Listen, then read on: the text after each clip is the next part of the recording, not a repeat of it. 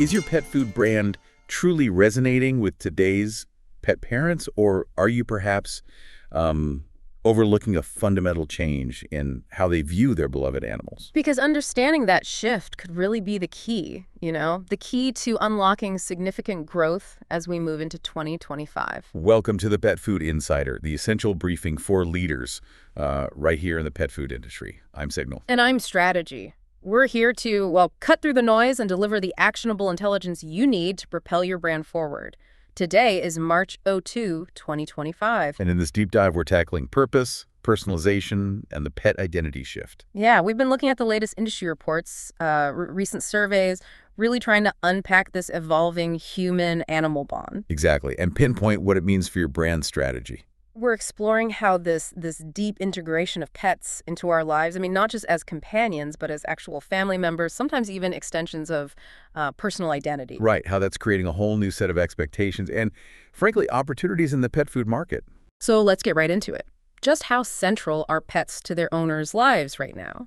Well, the data paints a very, very clear picture. Pets are unequivocally family. Unequivocally? Yeah. If you look at packaged facts surveys from July, August, and November 2024, you see a strong majority, 72% of dog owners. 72%. And 70% of cat owners, they firmly agree their pets are part of the family. So it's not just a feeling, it's stated agreement. Exactly. And this pets as family mindset, it isn't some fleeting trend. It's really the dominant psychographic we're seeing now. Mm-hmm.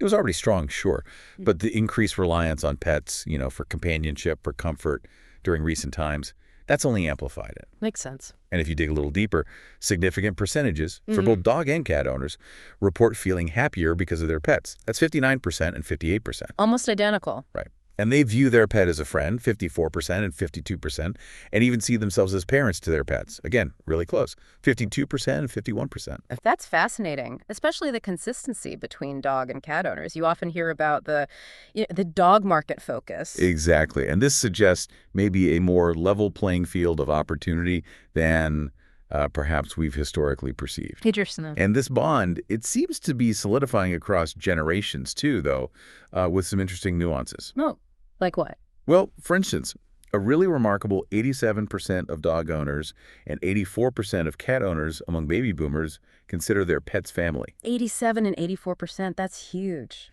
It is, and it's significantly higher than Gen Z adults, where it's 57% for dogs and 52% for cats. Okay, so the intensity of that family feeling might vary generationally. Right, and older generations also report feeling happier because of their pets more often. But here's the interesting part. When you look at the sort of outward expression of this bond, like using pets as a social identity marker, the data shows more consistency across age groups. So how they show it is more similar. It seems like it. Around 22-25% of dog owners and 18-22% of cat owners across generations include their pets in social media posts. Okay. And similarly, you see a consistent 24-32% of dog owners, 22-25% of cat owners who see their pets as an important part of their social identity. So even if boomers feel that family connection maybe more strongly, the way different generations integrate pets into their, let's say, public persona is more stable. Exactly. The deep family connection is growing, definitely. But the public display, the social identifier aspect, that seems more consistent across the board. Okay. So for our listeners, the brand managers out there, what this deep dive really underscores is that your core messaging, it just can't be about basic nutrition anymore, can it? Not at all. You absolutely need to tap into this powerful emotional connection. You should be thinking about campaigns that emphasize the role pets play in well-being, the shared joys, the comfort. Yeah, how the product fits into that whole happier, healthier family dynamic. Right, whether that family has a dog or a cat or, both. So what about e-commerce managers? How does this family member idea play out online? Well, it has significant implications, right? Are pet owners looking for maximum convenience, maybe through subscription services tailored to their pet's specific life stage? Like puppy food auto shipping, then switching to adult. Exactly. Or are there maybe opportunities for bundles, things that cater to the needs of the, quote, entire family unit, however the owner defines that? Your online experience just has to reflect the value, the importance owners place on these animals. It can't feel purely transactional. Got it. And for product managers, you mentioned those generational differences. Strong bond in older groups, consistent social sharing across all. Yeah, that presents a really fascinating strategic puzzle, doesn't it? So premiumization, that might be a particularly strong lever with, say, boomers who really see pets as integral family members, maybe replacing kids who've left home. Right, willing to spend more. But then personalization may be aligning with a pet's perceived identity or the owner's social sharing habits. That could be absolutely key for engaging younger demographics. Tailoring it to their specific pet's personality or look. Potentially. And also that consistent engagement with pets as social identifiers, even if not plastered all over Instagram, suggests an underlying need for products that help owners express that connection somehow. Okay, and finally, customer insight managers. Where should they be digging? They really need to get into the nuances of how different groups define their pet's role. Okay, family is universal, we get that. But the specifics matter. Absolutely. Is it like a child, a best friend, a confidant, a social companion? These subtle distinctions, they'll unlock opportunities for much more targeted marketing and, frankly, more resonant product development. That understated social identity role across generations seems key to explore more. Definitely. There's gold in those nuances. Okay, so this deep emotional bond, it's not just about, cuddles and companionship. It's also driving a significant demand for purpose, something beyond just basic nutrition. Right. Functionality. Exactly. We're seeing this clear upward trend in owners seeking functional ingredients, things that address specific health and wellness needs in their animals. It mirrors human health trends very closely. Yeah, the humanization trend continues strong. For sure. Smirk's research, for instance, highlights the top functional attributes owners will be looking for in 2025. Things like improved digestion, gut health, Always big ones. skin and coat health, plant-based proteins for energy, naturally sweet options, that's interesting, joint support, and of course weight management solutions. So very specific health goals. Very specific. And Hollis and LLC emphasizes this too, noting that millennials and Gen Z particularly are hyper-focused on pet health, They're reading the labels. meticulously scrutinizing ingredient quality. And they show a real willingness to invest more for, the promise of a longer, higher quality life for their pets.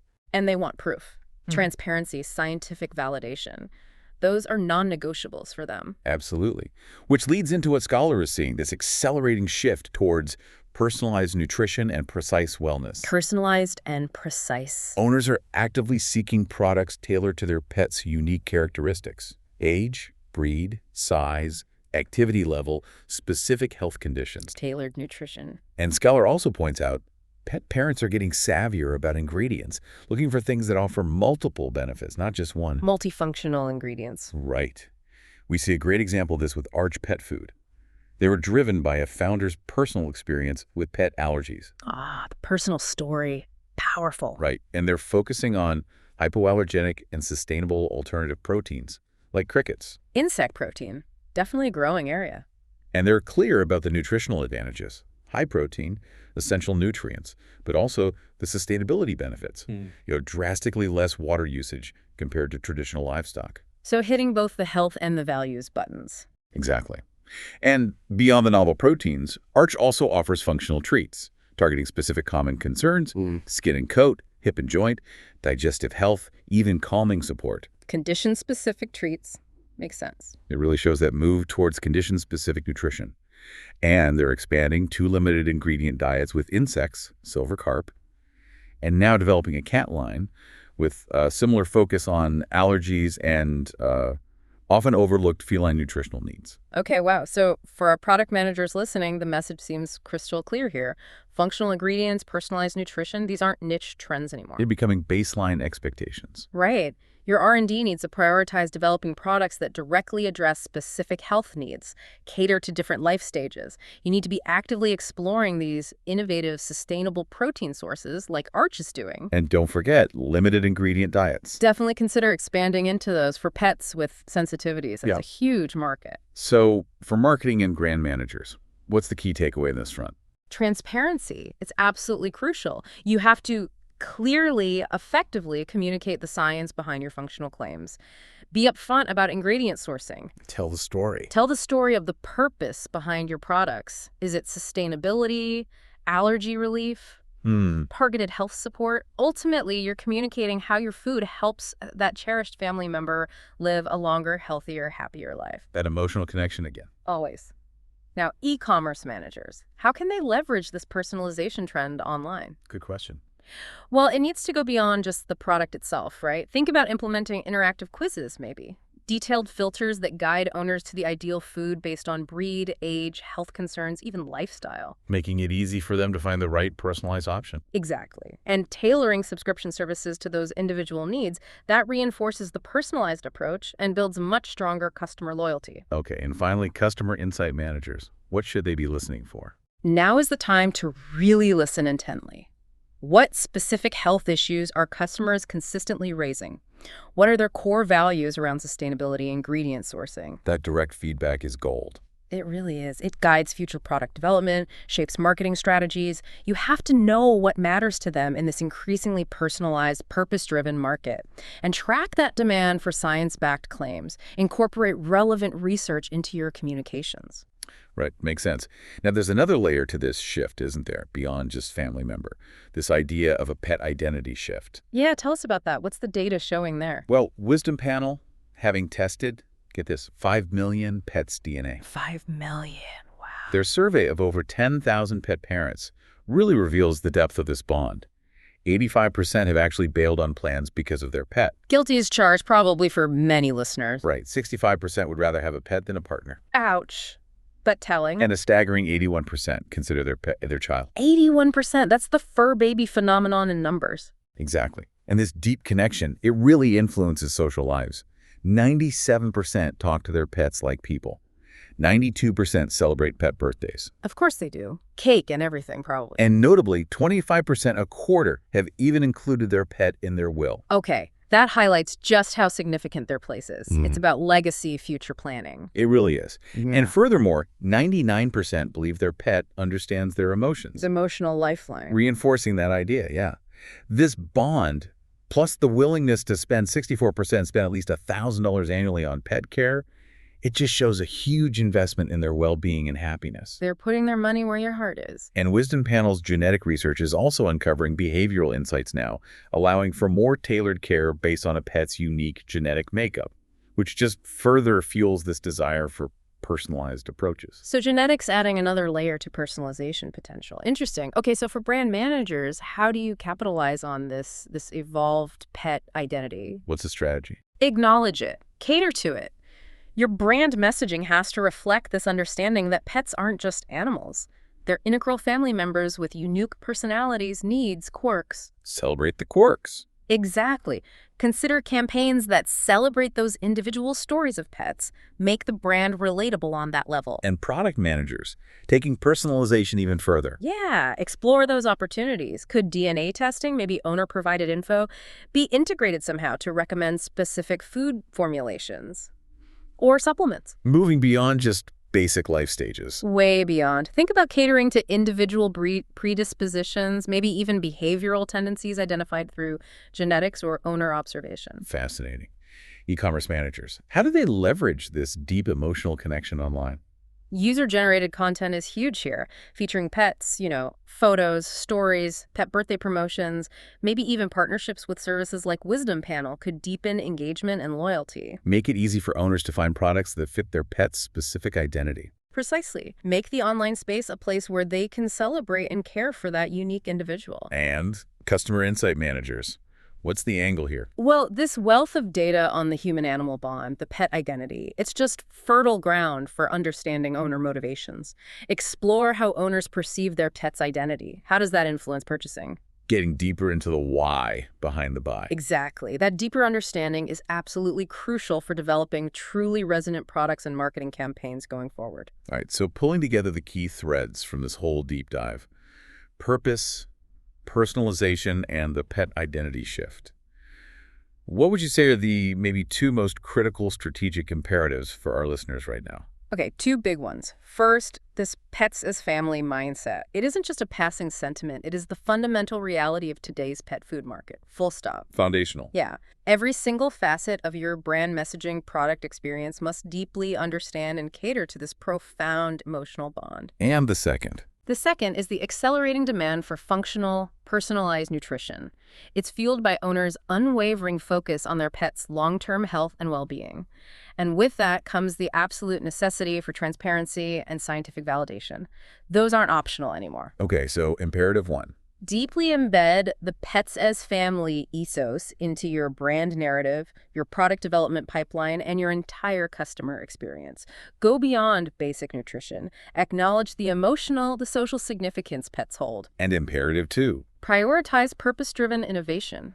Focus strongly on functional ingredients and highly personalized solutions.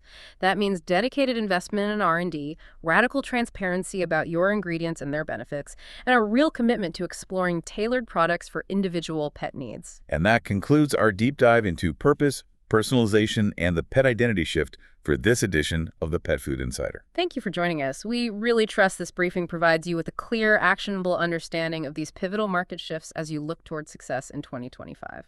Yeah, and you'll find links to the data and reports we discussed right there in our show notes if you want more detail. And please be sure to subscribe to the Pet Food Insider so you don't miss our next briefing on this ever-evolving landscape of the pet food industry. Until our next deep dive, I'm Signal. And I'm Strategy. Keep driving innovation and keep forging those deeper connections with the growing family of pet owners.